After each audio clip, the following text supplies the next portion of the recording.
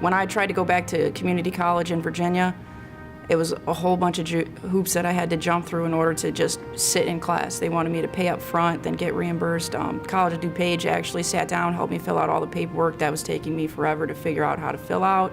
And they also did a deferred plan to where I wasn't having to spend any money out of pocket to sit in class.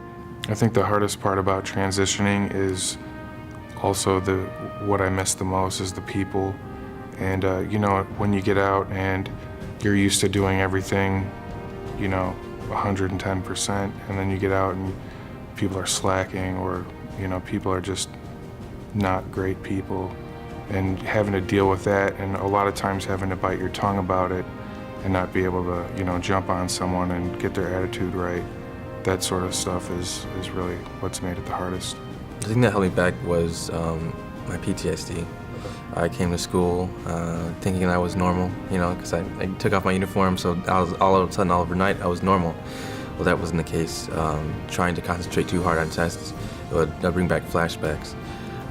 Trying to be in too big of a crowd and people walking behind me caused really bad anxiety attacks.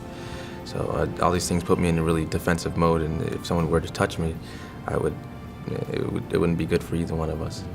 The hardest thing is when I go to the class and it's the young adults there.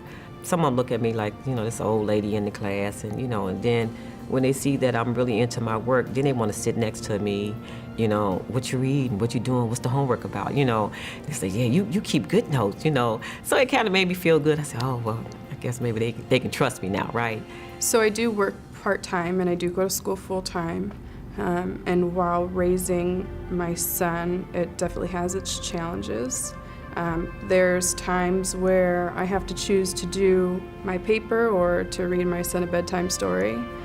There's times where my son doesn't get a bedtime story, and then there's also times where I don't do as good on my paper as I could do because I'd rather spend time with my son.